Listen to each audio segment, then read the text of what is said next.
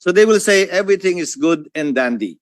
These are private corporations that are for profit, which is admittedly, pinrivatize nga natin eh.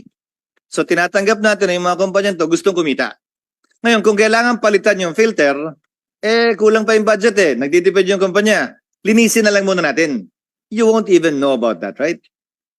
Because you're dependent on their submissions. Even what you said kanina na every 5 years, you require them to submit. But nobody actually from ERC or even DOE goes to the plant who understands the plant and will be able to see and say, ba't hindi nyo pinaltan to? Di ba dapat pinaltan na to 2 years ago? Nobody is competent in both ERC and DOE and does that actually, right?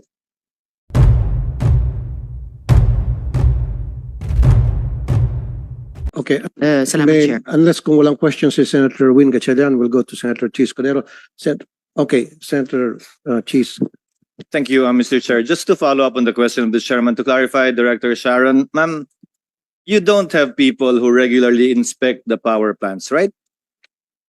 None, Your Honor. As you said, you do desk maintenance, which is you require the power plants to submit a report on the condition of their plants. Yes, Your Honor. Now, it's good if they will declare against their interests and say that there's something wrong with their plant. They usually don't. So they will say everything is good and dandy.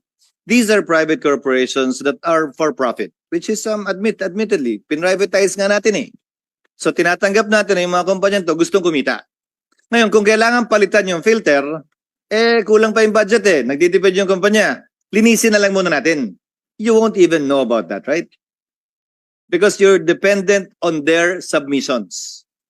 Even what you said kanina na every 5 years, you require them to submit. But nobody actually from ERC or even DOE goes to the plant who understands the plant and will be able to see and say, ba't hindi nyo pinaltan to? Di ba dapat pinaltan na to 2 years ago? Nobody is competent in both ERC and DOE and does that actually, right? Yes, Your Honors, and limited yung staff to do it. No, whether limited, but nobody does it. Even DOE, right? Yusek, you don't do that too. No, Your Honor. Mr. Chairman, next,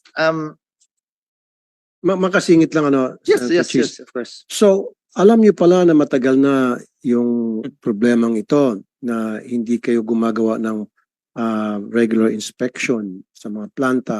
Bakit hindi niyo ginawa ng aksyon? Ngayon, na alam na natin lahat, ano yung plano? What are your future plans?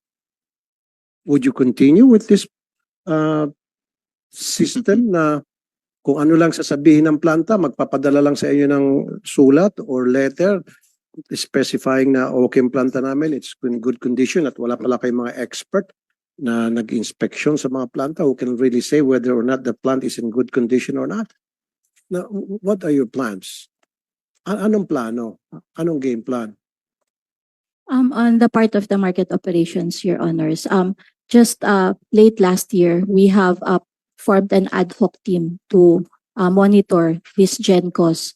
So, merong desk monitoring, meron din on the outages and to determine the Desk reliability monitoring? of plants. From the desk, from the air-conditioned room of the officer or inspector doing it? Remote? No, what I'm trying to say here, is someone, an expert sa mga planta would go there physically and inspect. Nakikita niya sa mata niya, mata to mata, yung sitwasyon ng planta, ng mga pyesa, kung tama pa yung pag-aandar. Wag yung sa desk. Desk means nothing. It's BS. Your Honors, just to clarify po, the team doing the desk monitoring is to monitor the financials and the market share limitation. They do desk monitoring. Okay. The grid compliance section who conducted this investigation, they were spinned off from the licensing team po. So tinry po namin to para mas maano yung monitoring ng GenCos. So we're trying to build up that team. So right now po, the one heading it, the section head, Engineer Mark, who conducted this investigation, has a contract of service under him na tinitrain po niya for now po. So meron kayong technical team meron po, Your pumupunta doon sa Honors. planta physically Yes at po. tinitingnan yung libro, tapos tinitingnan yung logbook, tinitingnan yung operation manual, kung tumutugma ba yung pagpapatakbo ng planta, etc. etc. Merong ganon? Wala. Sabi ko kasi every 5 years or every Meron once in yung 5 years. honors, but only sa ngayon, ang sinimulan nila since last year yung mga inspection, but they were able to cover pa lang muna those on prolonged outage po. But we will try to increase yung and plan out for inspection of the rest of the plants. Go But ahead, Senator it Cheese. was already sped off from the licensing, Your Honors, and we'll try to increase the capacity of that team. Now, this is very important, Mr. Chairman, distinguished colleagues, because the April 16 incident, correct me if I'm wrong, you can confirm or deny my figures. I counted it manually. For the date April 16, there were only 8 planned outages. And there were 35 unplanned outages. I can go to the megawatts and the number of plants too if you want, but I'm only counting the number of units na unplanned nag-shut down. I can proceed. That's in Luzon. In Visayas, there were 48 unplanned outages. In Mindanao, there were 10, and I'm only talking of April 16. I can summarize, Mr. Chairman, insofar as the count of unplanned and planned outages is concerned. On April 16, planned outages were supposed to be only 8. Ang forced outages was 28. April 17, 8 din dapat yung planned outage, meaning yung pinagbigay ka ng abiso na ito yung kailangan naming i-out muna sa grid, hindi kami makakapag-supply. 27 ang unplanned. April 18, 7 lang dapat ang planned. 26 ang unplanned. Sorry, if I count the maintenance which is unplanned, plus 2 din yun. Plus 2 pa yun sa lahat, ha? Let's look at May 6. 6 lang ang dapat na planned outage. 16 ang forced. 3 ang maintenance na unplanned. So total of 19 unplanned. Does not this highlight, Director Sharon, Yusek Guevara, the fact that you should monitor the plants more closely because we have more unplanned outages than we do planned outages. Now, I have the specific reasons to hear why. But these are all based on the submission of the plant itself. Actually, wala kayong kamuang-muang. You don't have eyes, you don't have ears, you don't have feet and warm hands on the ground to find out kung ang sinasabi ba talaga nilang rason, totoo o hindi. And my problem is, you will decide based on their submission and their submission alone kung i-impose nyo ba sila ng fine dahil hindi inaalagaan yung planta. There is such a resolution, Mr. Chairman, resolution number 03-209, stating na pag yung hindi planado, yung forced outage, hindi force majeure, then paparusahan sila. First violation, second violation, third violation. I will ask you later kung may napatawan na nga ba kayo ng parusa dahil tingin ko, kung ganito kadalas yung unplanned, I'm only talking of the period between April 16 to May 6, ha? And I have the yearly average too. Saan yung fine man lang para ma-discourage itong mga plantang to? Tandaan mo, negosyo to. Kung hindi nag-ooperate yung planta, hindi sila kikita. Pero baka naman mamaya kasi nagtitipid yung may-ari. Yung sa baba, tinatago yung sira. Tinatago nila yung kapalpakan nila. I don't know. But the point is, on a daily basis, Mr. Chairman, distinguished colleagues, we have more daily, unplanned outages, meaning hindi in-inform ang DOE, hindi in-inform ang systems operator, hindi in-inform ang ERC, talagang pinapatay na lang. Minsan ang notice, as Senator Risa said, 1 day, minsan 1 week, dahil kaya pa naman. Minsan immediately, kasi nagtitrip na lang. Is that a correct assessment of our situation right now? I don't know who can answer, Director Sharon or Director Guevara. I think the DOE would like to answer your question, Senator Cheese. Go ahead, Dr. Guevara. please. Ma'am. Thank you, Your Honors. First of all, in our first slide, we showed you that this is a very strange weather that we're having. That the temperature index, the heat index was really very high. And it has affected many of the plant's operations. I'm sorry, Mama. It should only affect hydro dahil walang tubig. Why all the rest? Yes, Why sir. will it affect coal? Why will it affect wind? Why will it affect solar? In fact, it should be better for solar. So you're just Yes, talking sir. of hydro, ma'am. Sir, for solar, for example, scientific papers have already shown that if the temperature is more than the normal operating temperature, the efficiency of solar panels actually go down. Meron po tayo mga scientific, and we can send you copies of these papers. Ma'am, And don't then send po- it to me. Read it yourself because you're still pushing for solar and other renewables. In fact, the dependable capacity of solar is only at 25%, and you still need baseload to hold that energy into the grid. Correct me if I'm wrong, you need 0.2 of every 1 megawatt of solar to bring it to the grid of baseload. So no need to furnish the committee, ma'am. Please proceed, ma'am. And then also, the thermal plants are also having problems when the temperatures are high.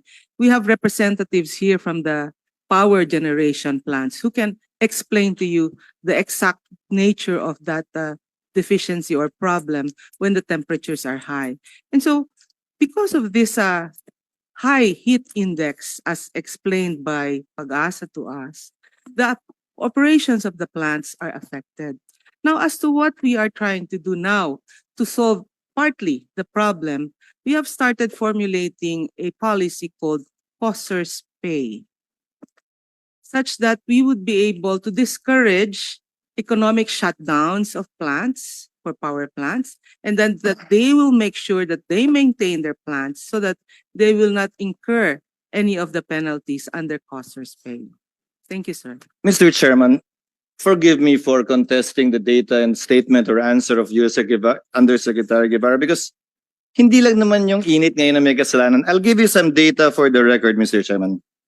For the period 2020 until 2023, in Luzon, there was supposed to be only 594 planned outages.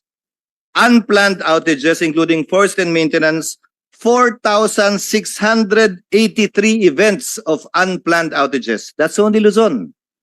In Visayas, 7,000 as against 94 planned outages. In Mindanao, 238 against unplanned outages. Now let's look at 2020.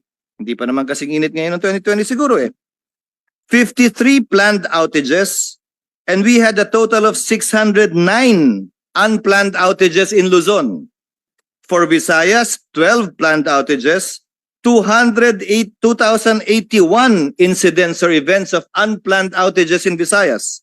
In Mindanao, 28 planned outages and 111 unplanned outages or events na unplanned outage. It can be for an hour or 2 or 1 day, extended, or nag-extend yung maintenance, magiging unplanned na po yun, di ba?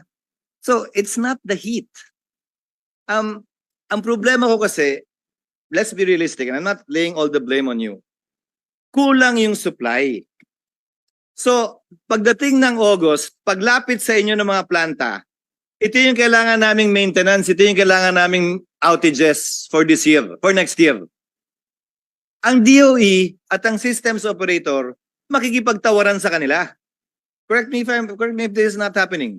No, wag naman sa summer, as you said earlier, Yusek Guevara, right? Wag naman sa summer, mataas yung demand natin, manipis. Di ba? Kailangan yun talaga yung schedule eh. Wag naman. Iklian mo na lang. Or, may planned outage talaga sila. Dapat sana, let's say, February. Wag naman kasi manipis, may naka-planned outage na dyan eh. Iurong nyo naman sa gantong petsa.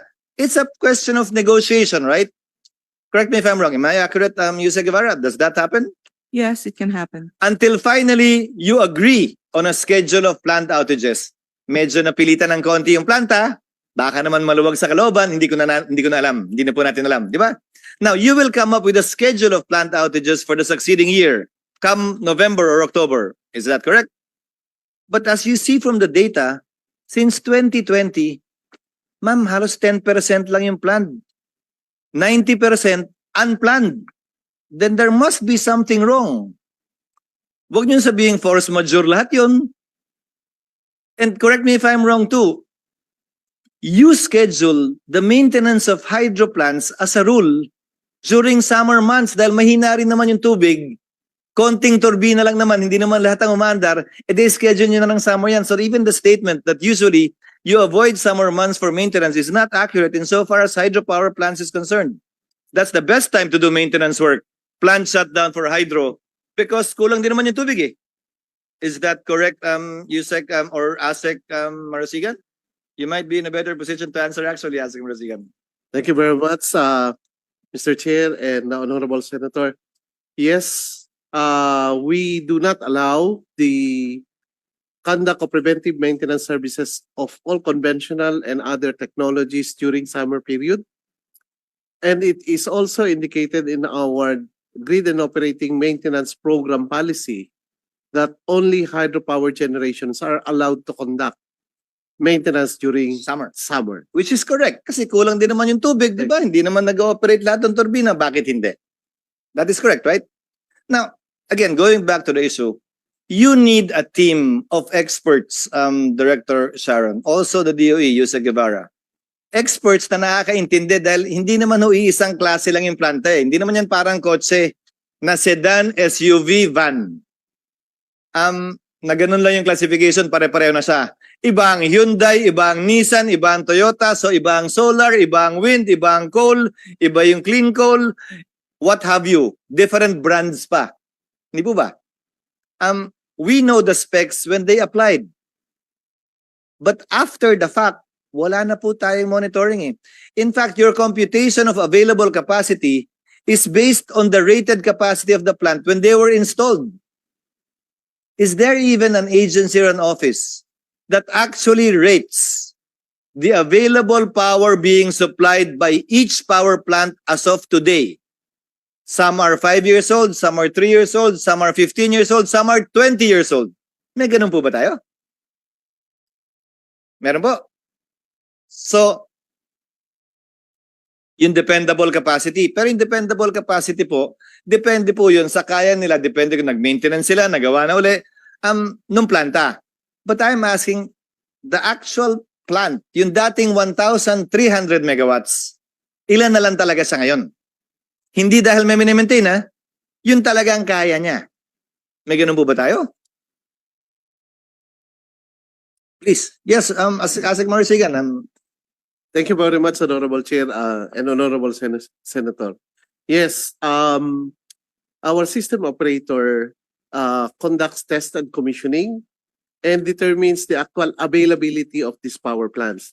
Although this is not on a regular basis, but there are instances that we call on the system operator to determine the actual availability. And it also Mr. Chairman, I'm not talking about the system operator. I'm talking about you. Yeah. I'm talking about DOE. No. No, they don't know it, Mr. Chairman. Actually, walang ganong mechanism eh. Kinukuha yung data galing sa SO, but the SO needs it on a minute per minute, second per second basis actually eh. So you average yun. So how do you even have rules how to average the dependable capacity of a plant for a given year or the previous year? Is it regularly asked for by the DOE? And do you plot it? Because to my mind, how do you know how many megawatts we need given our economic growth, given higher demand, given the increased heat? How can you project kung ilan yung kailangan natin year on year, knowing too that it takes at least 5 years to construct a plant and commission a plant? How will you know what the demand is if you don't know this? So SO, kailangan nyo talaga yun to maintain the stability of the grid. But on the part of DOE, your policy making, you should know this. So that you know too, and I will go to that point later, gaano kabilis ba tayo dapat mag-approve ng application sa bagong planta? Lilimitahan pa ba natin ang greenfield goal? Papayagan na ba natin? O puro tayo renewable lang? Right? You should know it. Next point, Mr. Chairman.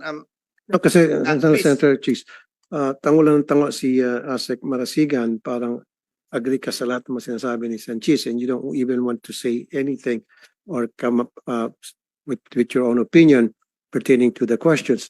Now, sisingit ako ng katanungan. Sabi niya, policy making nga talaga kayo. So wala ba kayong mga policy experts tungkol doon sa mga pinanggagawa niyo na para gagawa ng assessment patungkol doon sa mga plano na ginagawa ng DOE? Do you have this team of experts that tells you what are the good policies and what are not? Na yung mga hindi maganda, wag natin i-adapt. Yung maganda, ipagpatuloy natin. At dapat meron tayong mga babaguhin, etc. Do you have those? Thank you very much, Mr. Chair, for the question. Yes, we have our Energy Policy and Planning Bureau that also reassess and review our policies. And how often do they do that review? I'm not just sure how often, but it's being conducted regularly. the efficiency in implementing the policies are of course measured. Okay, so yung sabi mo mga policy experts na gumagawa ng monitoring, after na makagawa sila monitoring, makagawa silang kanilang opinion, kanino sinasubmit yan, at sino ang gumagawa ng course of action after that result of their assessment being made. Well, if I may, Mr. Chair, of course, the Energy Policy and Planning Bureau consults with the concerned unit that implements the particular policy. And what is concerned unit? It depends po. With Okay. regards to this matter, it pertains to the Electric Power Industry Management Bureau. Okay, Then upon consultation, if it merits a review or even a revision of the policies, then we do the normal process of policy making. We conduct focus group discussions, then we also conduct public consultation until the final approval of the secretary. Thank you, Mr. Chair. go ahead. Mr. Senator- Chair, To be fair to, please. Senator